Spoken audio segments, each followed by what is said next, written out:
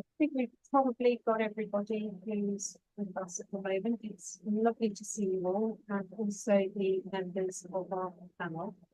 My name is Tom Furlock. We're really delighted to welcome you to this session of the OECD Survey about skills. The results are due out on the 10th of December, and we're really keen to impact that the study can have runs approximately 10 years. Today we have quite a number of people on the panel who are going to be presenting to us, and we've then got the opportunity for Q&A. So can I please encourage you all to post questions throughout the session into the chat, and we'll pick those up at the end. So we're delighted to have Hazel Plank, the Research Manager for the Learning and Work Institute. We have David Mallows, Associate Professor at the Institute of Education at UCL.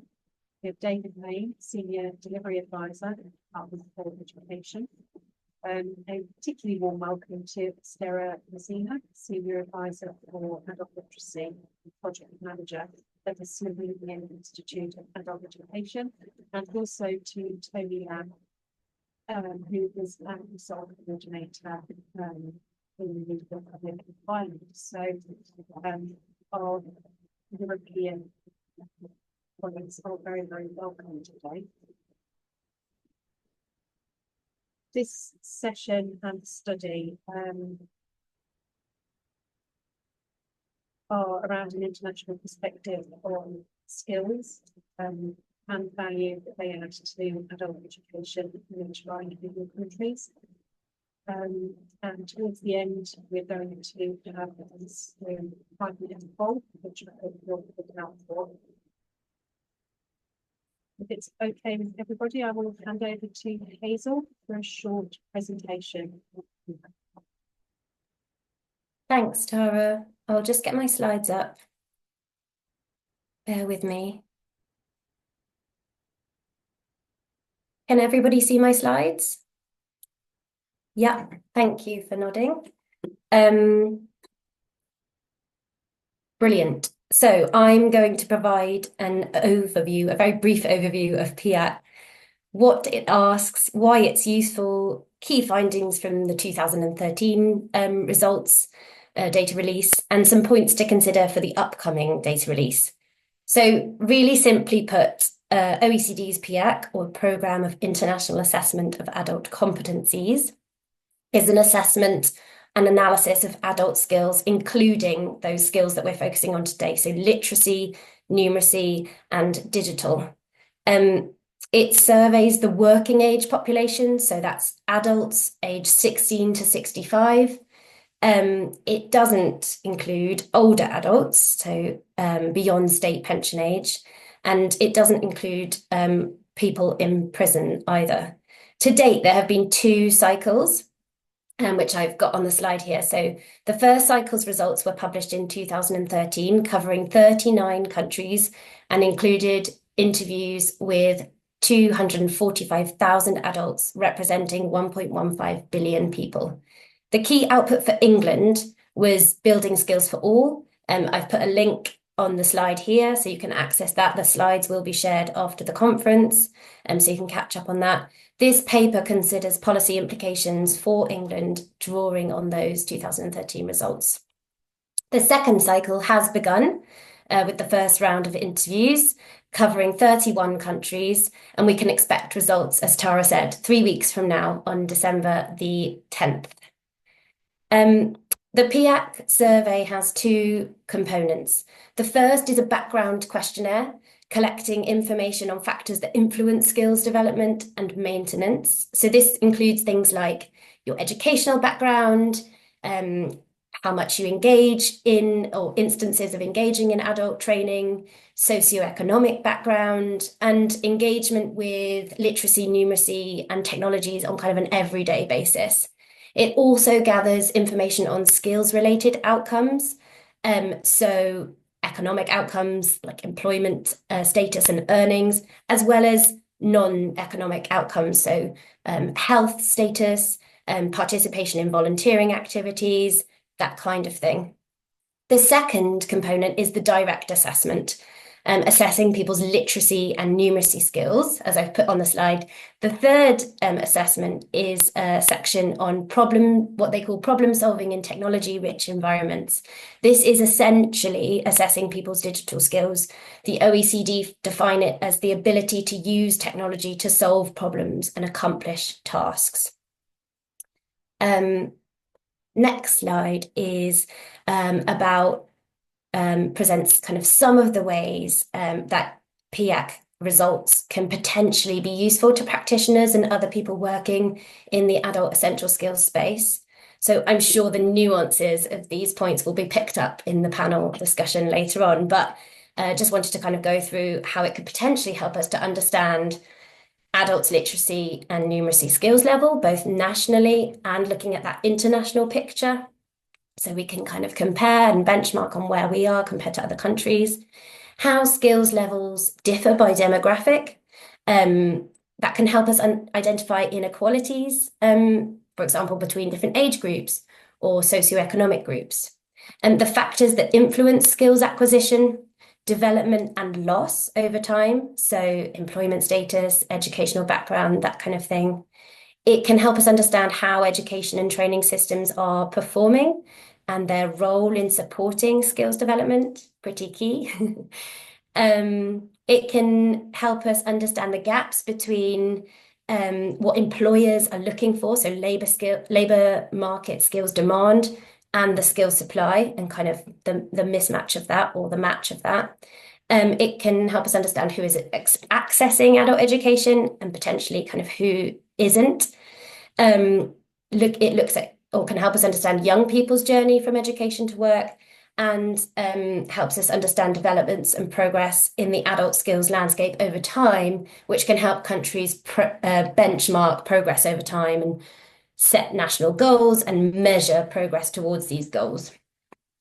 So just really quickly, the kind of standout headline findings from 2013 for the UK were that an estimated 9 million working-aged adults, so this is more than a quarter of adults, have low literacy or numeracy skills or both. Relative to other OECD countries, the UK's essential skills levels was around average for literacy, but below average for numeracy. The findings showed that younger people were lagging quite significantly behind their counterparts in other countries. And then the final point is that adults kind of identified as having low skills are a really diverse group, some with good qualifications, but the majority are in employment. Nearly 60%, that's more than 5 million people with low skills were actually in work. So just looking ahead to the second cycle and the methodology, we are expecting some changes from the first cycle. OECD have said that comparisons to previous data will still be possible despite these changes, which will enable that progress over time to be tracked. They've also said that paper-based assessments will no longer be used, which may carry some implications for how well people engage with the assessment, or for different countries, depending on how much they were using paper-based assessments in the first cycle. They are collecting more information on low-level skills, which I think we can all agree is a good thing. But again, to be picked up in the panel discussion, there will be some limitations on what we can say about subgroups. So I mentioned earlier, we can make comparisons between different demographics like age groups. This is due to small population sizes. And then, as I mentioned at the beginning, some limitations, as some adults aren't included in the PIAAC survey. So people in prison was my example. And that's everything from me. Thank you for listening to my short and very brief overview of PIAAC. And back to you, Tara. Thank you, Hazel. That was very helpful. And I'd just like to welcome all of the additional attendees that have appeared over the last few minutes. It's great to have you here today. I'm now handing over to Stephen Main. For those of you that missed the initial introduction, he's the Senior Delivery Advisor for the Department of Education. Stephen. Thank you very much. So I work on adult essential skills at the Department for Education. So obviously this is of a lot of interest to me personally and to the wider work. So I wanted to talk just briefly about how PIAAC can help shape the work that we do where there might be any limitations and what we'll be looking for in the new study as well. So as Hazel really well outlined there, it's a big study, it's a robust study, and we sort of treat it as the premier source, really. So there's two main ways this helps shape things for us. One is setting that big picture. That 9 million figure in particular has been really helpful in setting the scale of the challenge. It's still a figure we actually use today. The Skills England's report that was 2 months ago quotes that figure. I think Baroness Smith, the skills minister, quoted it in her speech to the Association of Colleges only this month. So although it is it's about to be updated, it's still the touch point that we go to, and we would expect the new figure, whatever that may be, to be the new touch point going forward. So it helps draw attention to this area. But also there are direct policy interventions that can come out of this. So Hazel mentioned the performance of 16 to 19s. I think this is the good example here. And 16 to 19s lag significantly behind their peers in other countries, performing no better than the oldest cohort in England, which wasn't the case in pretty much every other OECD country surveyed. As a result of that, though, what you've seen is a series of policy interventions in the intervening decade. Lots at schools, trying to boost literacy and numeracy directly there. Compulsory education, actually, the level raised to 18 in this time period.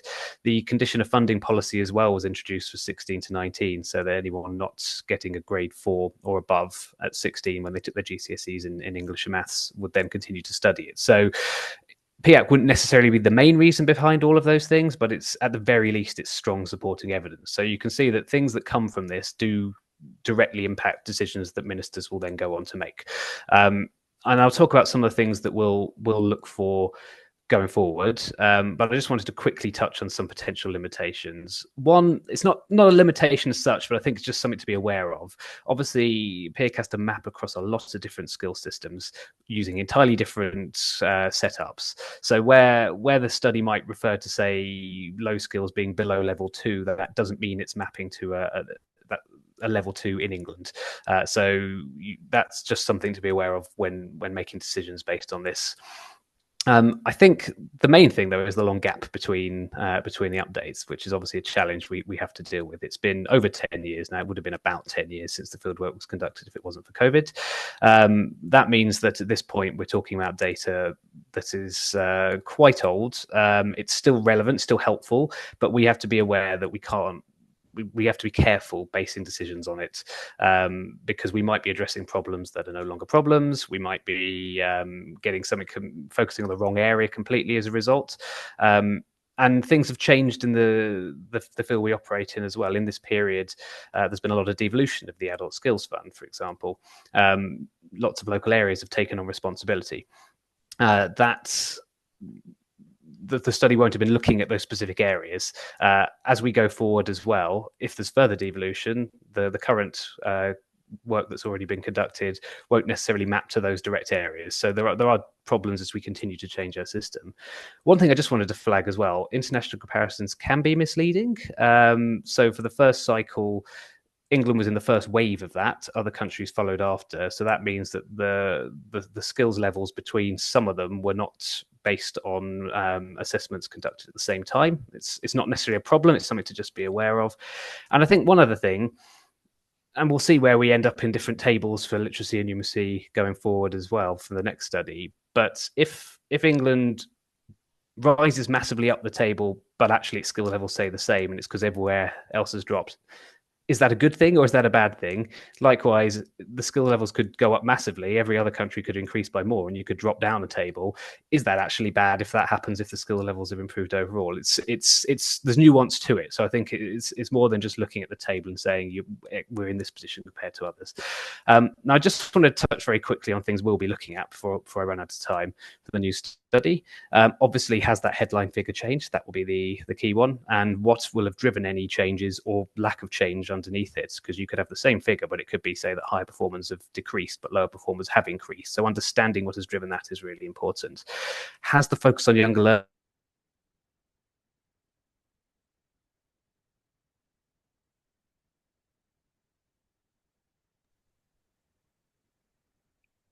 learners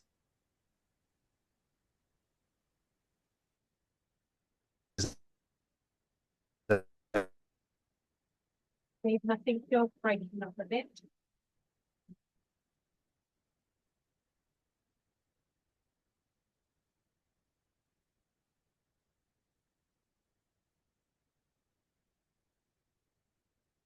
As Stephen seems to have that lost, actually had an impact. Stephen seems to be losing his connection. There will be. Sorry, have I returned now?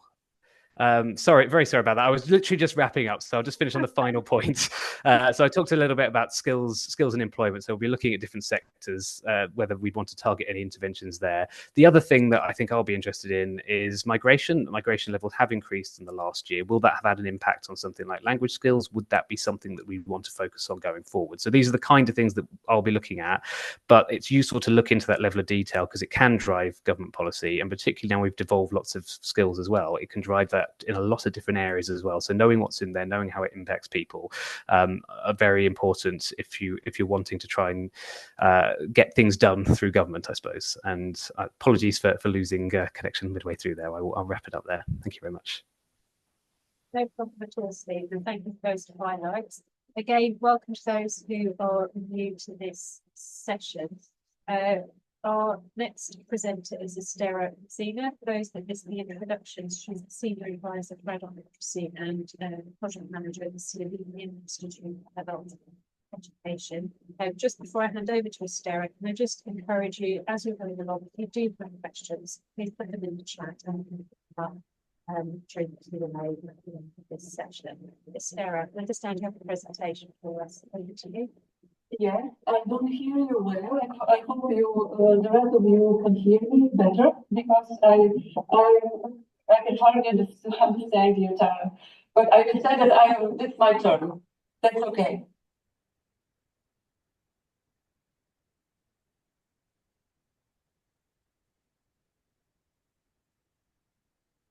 Oh, can you see my presentation? Can you see? Is it moving? It may be a little small for some people. I believe there's a presentation feature, a pure presentation feature. I might see the slides to the side, but it may work if necessary. Okay, so let's start. Good afternoon from Ljubljana to everybody, and thank you for the invitation to this conference. So the topic of my presentation is actually how PIAAC has informed essential skills policies and practice in Slovenia. I work with Slovenian Institute for Adult Education, as you mentioned, which is a national public institute for research and development of adult education in Slovenia. And Slovenian Institute has actually implemented 2 OECD studies on adult skills, IELTS back in 2000 and PIAAC in 2016. With implementation, I mean the whole process, from adaptation, interviewing, analysis, and also communication of the findings. So, as you can see, Slovenia has not participated in the current round of PIAAC survey, but I was asked actually to refer to our experiences from PIAAC 2016. But I have good news. So the government of Slovenia actually approved the budget for Slovenian participation in the second cycle in the next 5 years. And also our institute is implementing institution.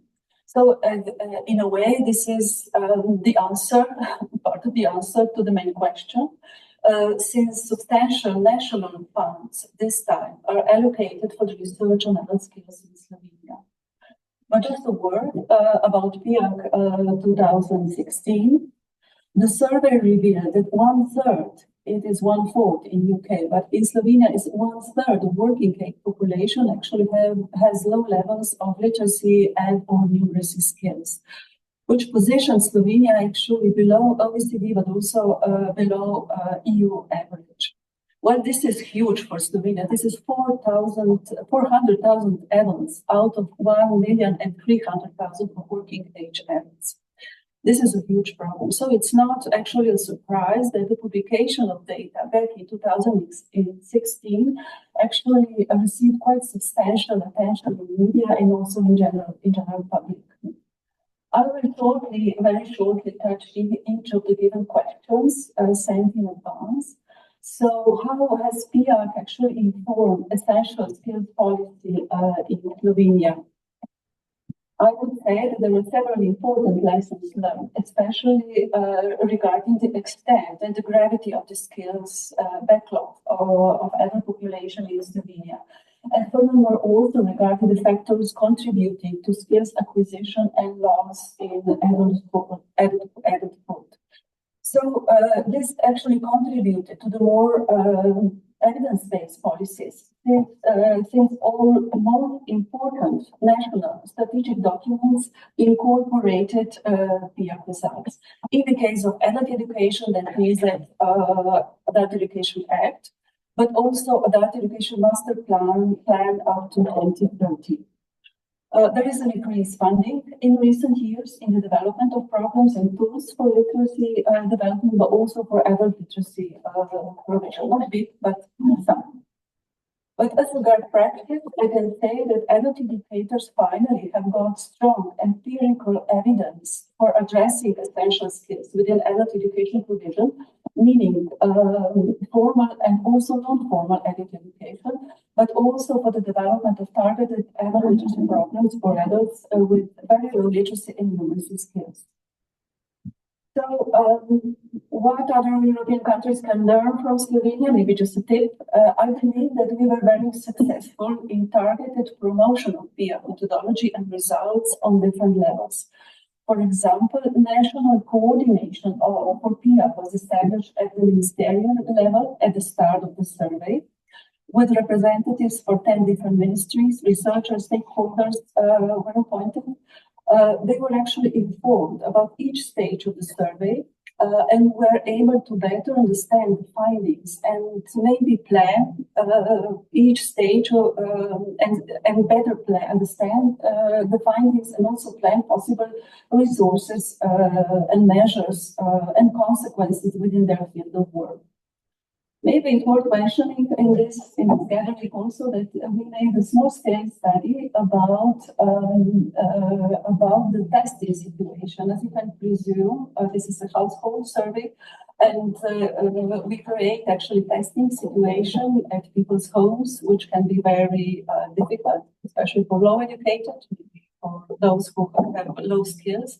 So we actually looked into that in cooperation with the researcher from the University of East Anglia, and I think the results are informative, and they were included in the second cycle of the survey.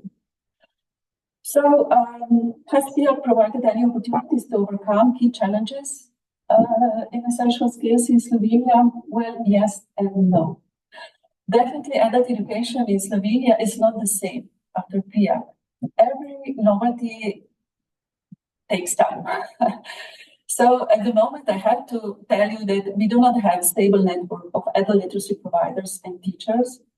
All adult literacy provision is funded from EUC social funds. So on the other side, I dare to say that at the same time, without PIAAC, there was probably no adult literacy provision in Slovenia.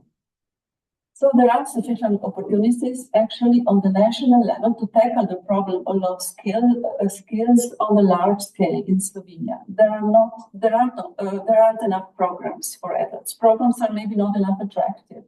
Providers have difficulties in attracting learners with the lowest levels of skills. We have lack of suitable diagnostic tools and so on. But maybe in terms of budgets and numbers. So the entire budget for adult education in Slovenia on an annual basis is 70 million euros. That means that 12 different ministries are actually combining funds. 37 million euros is for the ESF funding of basic competencies over the period of 8 years, starting last year up to 2029. 52,000 adults are expected to participate in this program. Around 20% represent adult literacy, which is maybe a little bit over 10,000 adults. It's not much if you remember the number 400,000 with lower literacy skills. And approximately 1 million euros is allocated for the development of programs, tools, and also for the professional development of adult literacy teachers in the period of 5 years. So does PIAAC have any limitations or shortcomings? Well, in general, since our institute was involved in all of the stages of the survey, I can claim that PIAAC is the most sophisticated, strict, and reliable research methodology in education, but it has some limitations. Some were already mentioned, but for example, for Slovenia, for a country like Slovenia, PIAAC household survey of this type is really expensive. That is why Slovenia is participating only every 10 or 15 years. So we will get results from the second round in 2029. The methodology of the survey is really complex, and the results are not directly transferable into educational and policy measures. It takes time. Sarah, Yes. Sarah, I'm just quite aware of time. Yes. I will wrap up, actually. So just I wanted to add that maybe there is one point that I want to mention, that PIAAC population survey gives population estimates. So when it comes to estimates for small geographical units or small groups of population, the results may not be reliable. And maybe just to share one of our experience, or just give you a tip, how could the utility of the survey be enhanced? In our experience, it was very valuable that for each of the secondary studies that we have completed using PIA data, we prepared a summary with the straightforward key recommendations for policies and for practice, and we communicated all those with different audiences on and on. Thank you. Over the Thank last you very couple of much, years. Estera. Thank you for your attention. Thank you. So it's really great to have Estera's contribution from a European perspective. And I think we have now David Mallows, who's Associate Professor from the Institute of Education, UCL. David? Yeah, good morning, everybody. Thank you very much, Tara. I'm going to make a number of points in response to the questions I've been given. I'll try not to linger on any of them, and I can say more on any of them later if there's time. The first question I was asked was about the value of international surveys, such as the Survey of Adult Skills. They facilitate transnational conversations, that's conversations between countries, as we've seen from the input from Estera. They help us to see we've got lots in common. But a lot of the positive impact that we get from that sort of exchange is at best, I think, watered down by the presentation of the data in league tables. You can't win PIAAC, but that's what everyone, including or perhaps particularly governments, seem to focus on. PIAAC and all the international surveys that preceded it show that every country is doing worryingly badly. Even those countries that appear to do well in the survey, such as the Netherlands, for example, have a large number of adults of working age with what PIAAC describes as low skills in literacy and numeracy and in problem solving. In the Netherlands, that was 11.7%, or over 11 million people of working age in the Netherlands with what OECD describes as low skills. Now, I didn't see much impact on adult education when the first cycle of PIAAC was published 10 years ago. At the time, there was an expectation that it would provide a bit of a shock to policymakers, a splash in the media, and there'd be a renewed focus on adult education and increased funding, etc. But all we got was a focus on schools. As both Stephen and Hazel noted, I was pleased to see the main message that was amplified and broadcast by OECD and by our government and its various agencies was that, unlike other countries, our younger generation did not have better literacy than our older generation. We were only one of 3 countries that had this pattern, including Northern Ireland. Now, that dominated what was actually very limited media coverage of PIAAC. It was another schools crisis, and nothing was said or learned that was relevant to adult education. You can say policy turned its back on adult education at this point and focused on schools, with a number of really serious implications for the adult education system. Second question I was given, does PIAAC have any limitations or shortcomings? Now, I'm not going to linger on this one at all. There's been a huge amount written and spoken about this over the years, much before PIAAC. All I'll say is that the conceptual framework behind PIAAC, behind the Survey of Adult Skills, is grounded in 3 interconnected assumptions. One of them, it takes an autonomous view of literacy. The second one, it takes a competency-based understanding of education, and it can't really do anything else. In a large-scale survey of this sort, you need to have things that you can measure. And third, it's from the OECD, it's informed by human capital theory. Now, I can expand on those later if there's time, but I won't linger on them now. The other thing I was asked was, how could its utility to policymakers and practitioners be enhanced? Now, maybe PIAAC's more closely related to or tied to policy than curriculum, to practice, but I don't think we've learned much at all from PIAAC. What could we have learned? Maybe that the increasingly narrow focus on employability and certification of much of the adult education offer has been a mistake. When you analyze cycle 1 data, you can see that those who scored below level 1 in literacy in PIAAC, which is the lowest level, far below the threshold functional skills level, were more likely than the rest of the adult population to exhibit certain characteristics, be unemployed, be migrants, etc. But the difference between those who scored at or below level 1 and the rest was a question of degree. It wasn't a question of clear differentiation. So I think this has been mentioned before, but 60% of those who scored at or below level 1 in PIAAC were in employment. Only 10% were unemployed, as compared to 8% who scored at level 2 and 3% who scored at level 4 and 5. Nearly 10% of those at level 1 and below had tertiary level education. So one of the lessons we should have learned, we can still learn, and perhaps the data will support this in the next cycle, is that the net needs to be cast far more widely. Those in work, those not seeking work, as much as those out of work. And I'll finish just with this thought. The arrival of the new PIAAC data is an opportunity for policymakers to learn to take a broader view of adult literacy and numeracy, something that's been spoken about for years. But to do that, we all need to look far beyond the headline league tables. We need to make better use of the insights from any analysis of what is a very detailed background questionnaire that's probably far more valuable than the headline figures on levels of literacy and numeracy. I'll stop there for now. Thank you. Thank you very much, David. And our final presentation before we move to Q&A, and can I just ask attendees, again, if you have questions that are coming to mind during the presentations, to put them into the chat and we can pick them up during the Q&A at the end. So we now have Tony Lamb, who's ESOL Coordinator at the Adult Education Service in Dublin, Ireland. Tony. Thank you, Tara. I've been asked to speak from a practitioner's perspective, so that's what you'll get. So first, I must admit that as a practitioner, PIAAC really only comes on my radar at times like this when results of the latest round are due. And recent conversation with practitioner colleagues would indicate that that is not unusual. Also, while I will acknowledge, and I would agree wholeheartedly with comments made about the limitations and the shortcomings of PIAAC, I do see a value in it for practitioners. The publication of the results is one of the rare occasions when literacy and numeracy are in the headlines and get the attention of government and policymakers.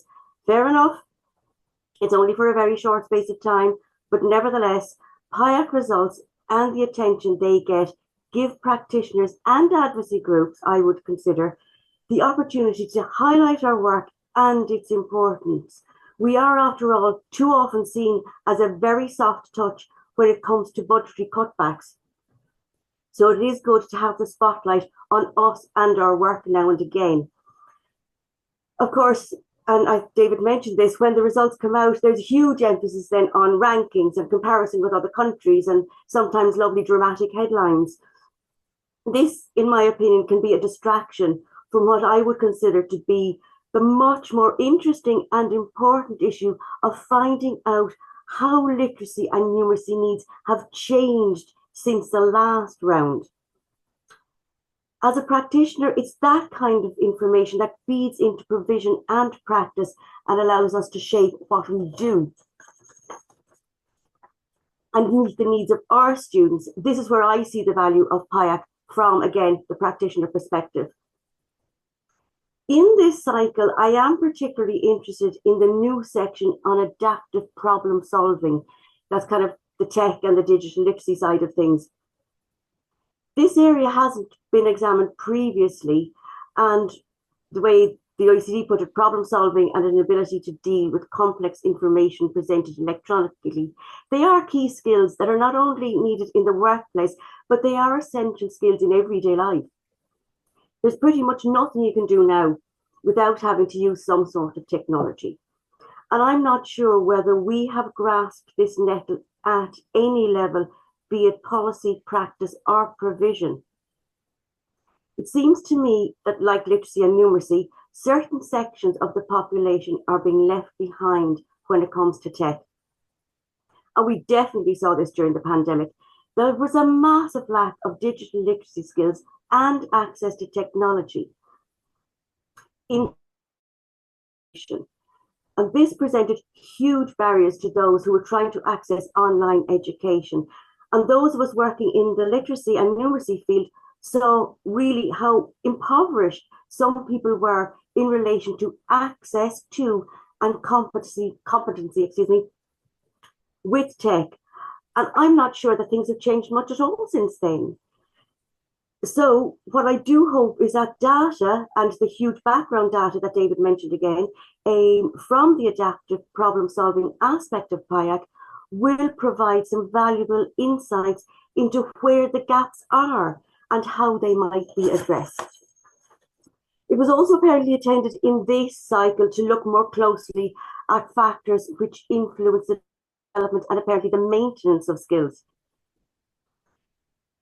And the insights from this aspect of the study, especially the maintenance side of things, I think has the potential to be very informative. And it may possibly have interesting consequences for provision, especially in areas where linear progression is prioritized.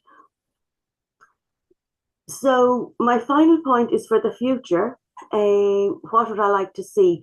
I would like to see a change, and I think it maybe was, I can't remember who mentioned it, but anyway, I would like to see a change and an increase in the upper age limit of 65.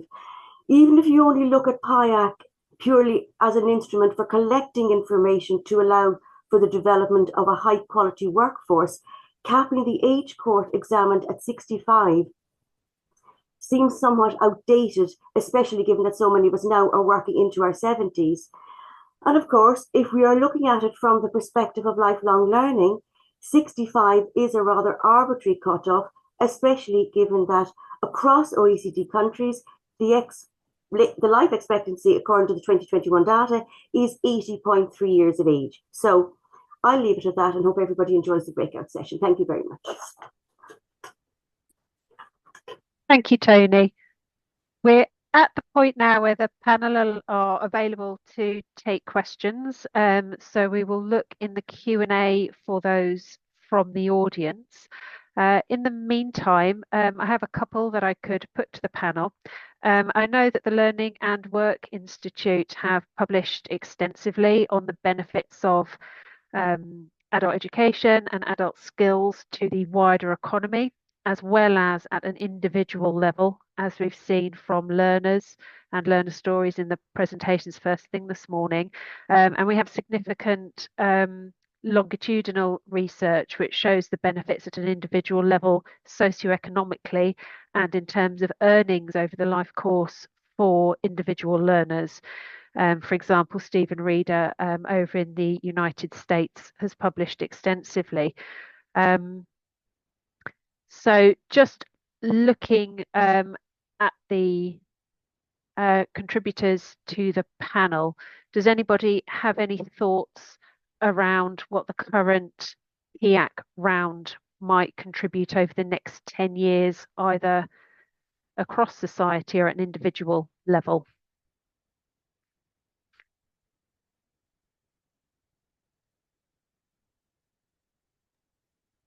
I think probably a question for Stephen. Says Stephen is the representative of the department. PIAAC is extremely expensive. It's a major investment that our government makes in gathering that data and producing the data. And so I presume that there's a series of decisions made that it is good value. And what that value is, I think, presumably comes from the way in which it informs policy. As Tony mentioned, it's not particularly well communicated to practitioners. There's very limited impact on practice directly from PIAAC. Practitioners obviously work in an environment that's hugely impacted by policy and the way policy is shaped. And I think the schools example was a really good example of that. Suddenly we had an enormous cohort of 16 to 19-year-olds working on GCSE maths and English, directly impacting FE in a way that hadn't happened before. And that was a knee-jerk reaction to the PIAAC data. And it was a knee-jerk reaction to the need to certify things that really didn't seem to me to need to be certified. So there's an impact on practice, but not an impact that practice has much of a say in. So I'd be very interested to see to understand why the department feels that the investment in PIAAC, and I don't know how much that is, there's never been much transparency on how much it costs, what the department sees as the value of PIAAC in terms of for the next 10 years, as Tara mentions. Thank you, David. And before going over to Stephen, I would also just highlight that I understand this round has only been conducted in England rather than in the regions, potentially the devolved authorities. So I don't know if you have any reflections on that, Stephen. I think that on that particular point, I think certainly within it's probably budgetary reasons because it is quite expensive, I suspect. And I think it's up for individual to, I mean, in our case, our department pays for it. We only cover England. So I think that's why we're still involved. I can't speak for the other regions in the United Kingdom. And in terms of how it will shape things, I mean, as policy officials, we always want the data, so we're always quite keen to get that. But I completely accept the fact that it's expensive, and it doesn't necessarily mean that it will draw the attention that we want it to. I think David's challenges on where the attention went over the last decade are you know, you can see that is where a lot of the money went. Certainly, there was a lot of ministerial interest. A lot of that was about driving up PISA scores as well, which went well, I think, as far as the minister's certainly happy with the results they got there. I think personally, it's falling at quite a good time for us, and it's entirely coincidental. But we have now just got a new government in place that are in the stages of writing. I mean, they've committed to a new post-16 strategy. There's a whole missions-based approach of which skills is a key part. So we see this as the opportunity to build the evidence base to, what's a better word, force our way into all of that, where I think it's probably the best way of describing it. There is obviously interest, but you know, given that it's our direct policy area, my direct policy area, we will want to be doing what we can to build the case for focus on adult skills rather than some of the other areas that tend to draw more of the attention. This sets certainly for the next sort of couple of years, I think, will standard for that. So it's perhaps coincidental it's at this time. I think it is very convenient for us though, moving forward. And I think we'd like this to become a regular thing. I mean, this is the second wave, and if you can track that over time, thinking beyond the realms of any individual government, then you can start to track over a substantial period of time, well beyond the point at which lots of people would necessarily still be working on this going forward decades into the future. But we want to start also building that base for the future. So that was part of the motivation internally for making sure that we were still involved in this. It's a chance to try to put adult skills onto a higher footing. It's not going to reach the PISA level, I don't think, certainly not anytime soon, but dropping out is really not, from our perspective, a particularly good sign on all of this, never mind the fact that we wouldn't have any of those data resources to draw on. But as David said, a lot of the detail is that's where the interesting decisions will be made. And I think we're going to spend a lot of time digging through all that and figuring out whether this indicates we should be focusing on specific areas, and what that focus should be. So the headline does draw attention. Obviously, ministers like the headline. Well, they don't like it if it's a bad figure, but it can get the attention onto everything. But the real work goes on underneath that, and I think that is what we will be doing. And I think we want to draw attention to everyone to focus on that as well, and come to us where they spot things that they think they should be we should be focusing on as well. I'm sure there's other questions, so I will stop speaking. So on that note, Estera, I'm wondering whether we could ask you, you've highlighted that the PIAAC results were hugely instrumental in Slovenia in driving policy and associated funding. So I was wondering what you perceive to be the next steps in driving adult literacy and skills forward. Well, as you remember, Slovenia is not taking part in this round. So in Slovenia, it's always a trade-off between investing in the research or in the development. So in between the service, our government actually decided to invest in the development. But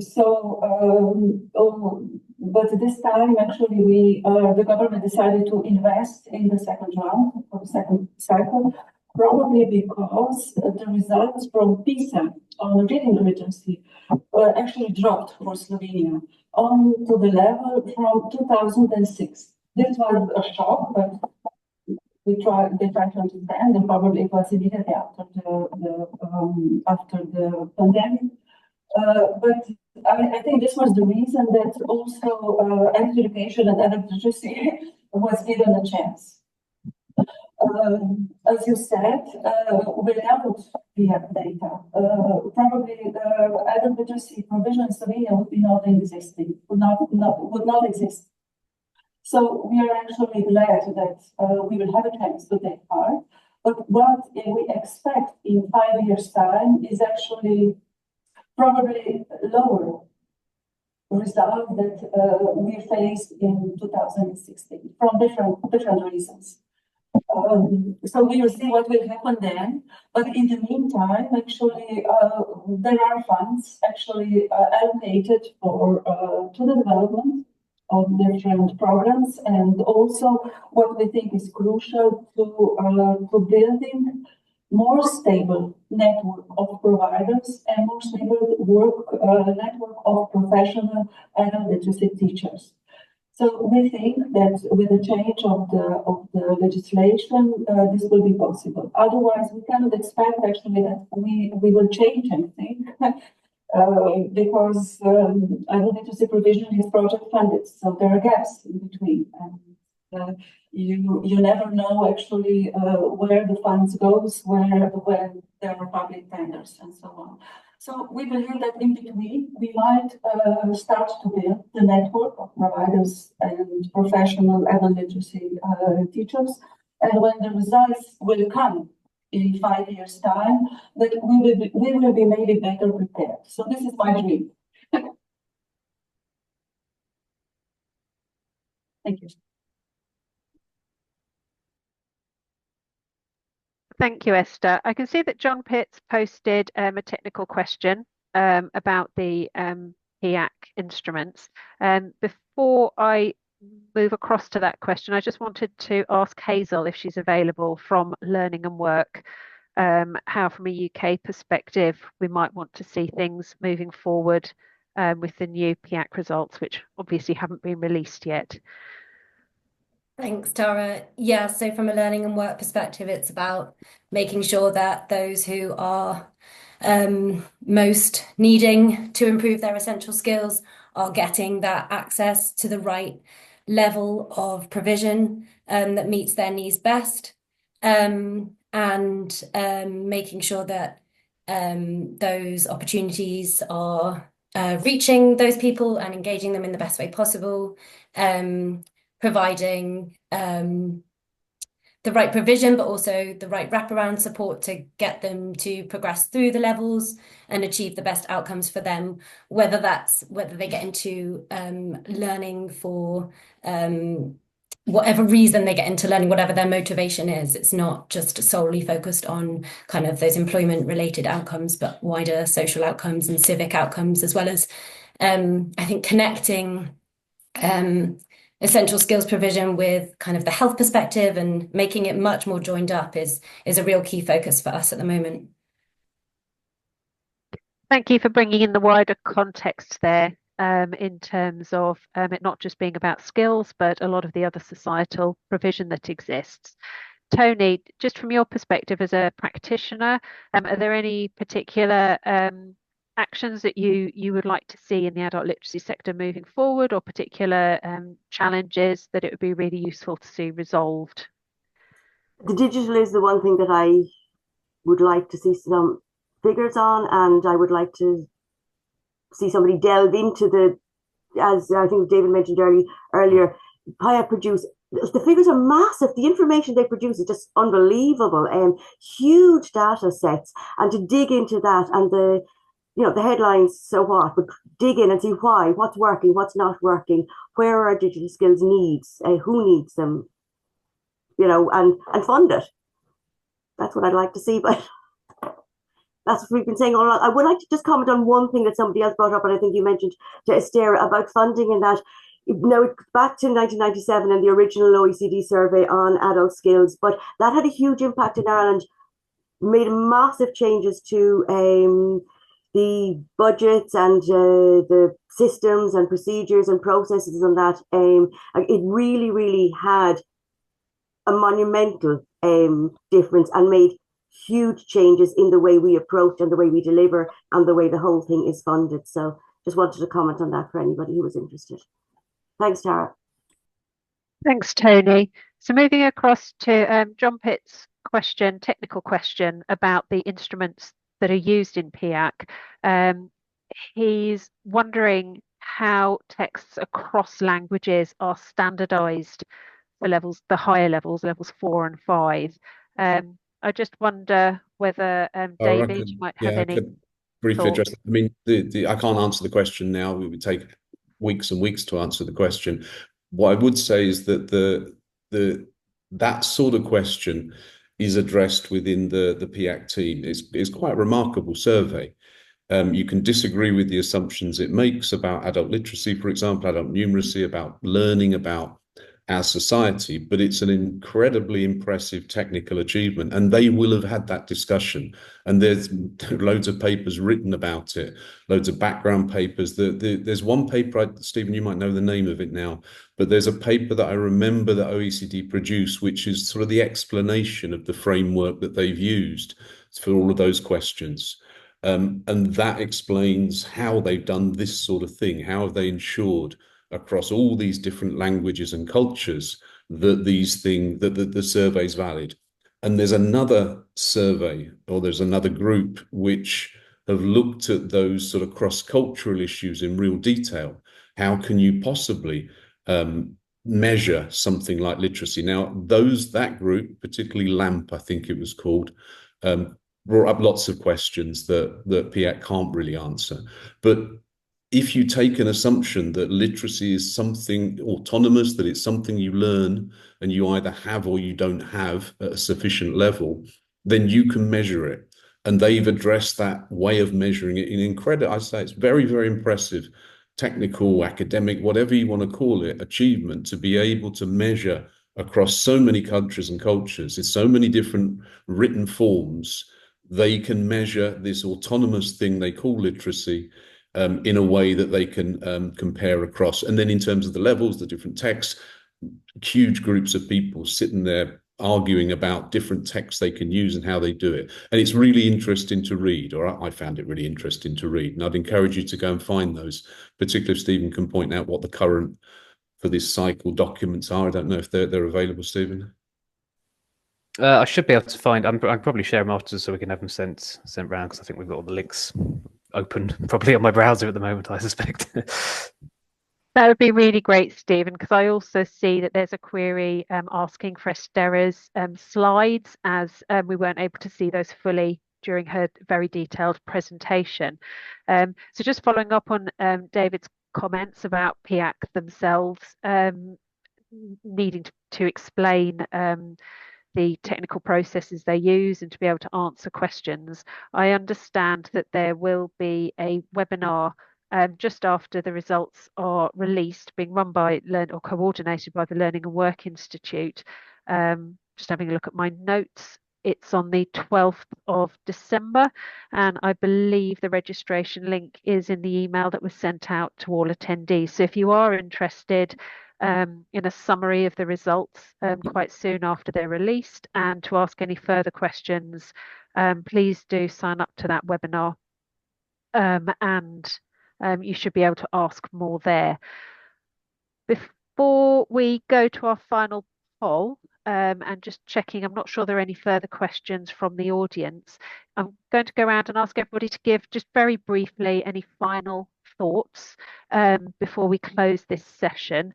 If you don't mind, David, I might start with you. Yeah, I mean, I'm looking forward. I'll be at that webinar. I'll be very interested to hear what lessons have been learned over the last 10 years. I'll be very interested to see what happens the next day in the newspapers.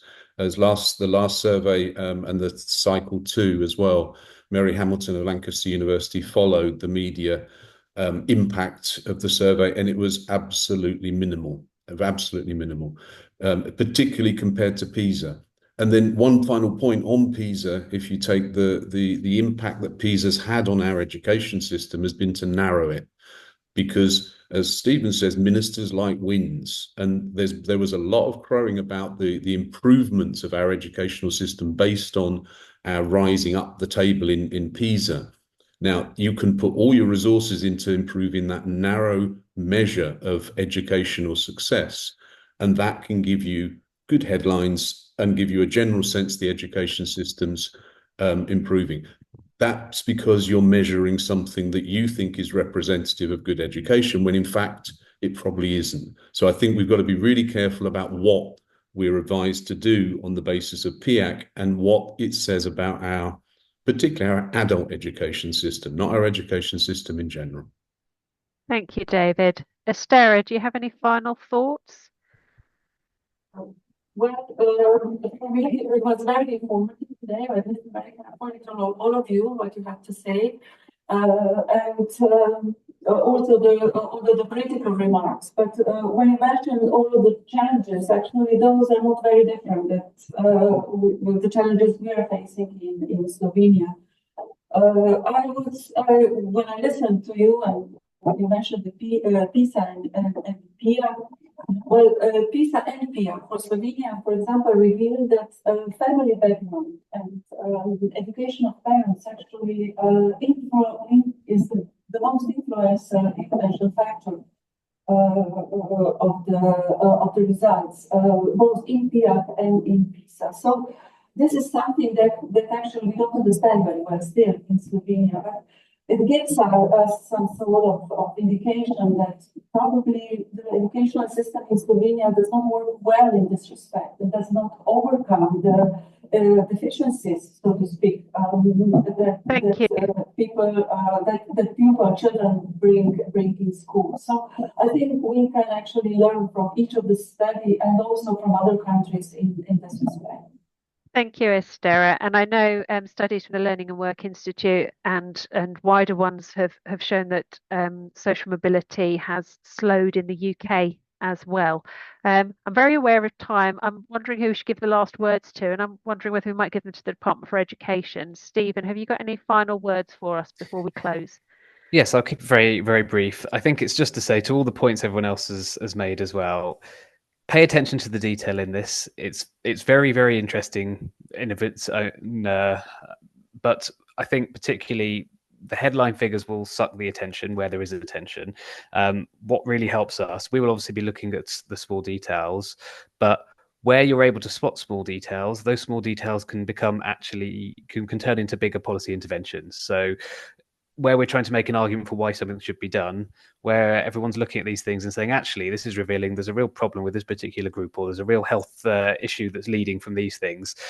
That type of outside pressure, I suppose, helps us to make the case internally. And by using the headline figure, by boosting the general importance of PIAAC, I suppose, it means that when people then point out to the details in it, it gets more attention as a result. So do come to us with anything you can find. We'll be looking through the details, but it helps us as well, where you can come with your own thoughts on them. Thank you very much, Stephen. And on that note, I believe Learning and Work have a quick poll for us. And after that, we will be closing. So we're not returning to a plenary. That is the end of the event. Thank you very much, everybody, for your attendance today and your interest in the PIAAC results.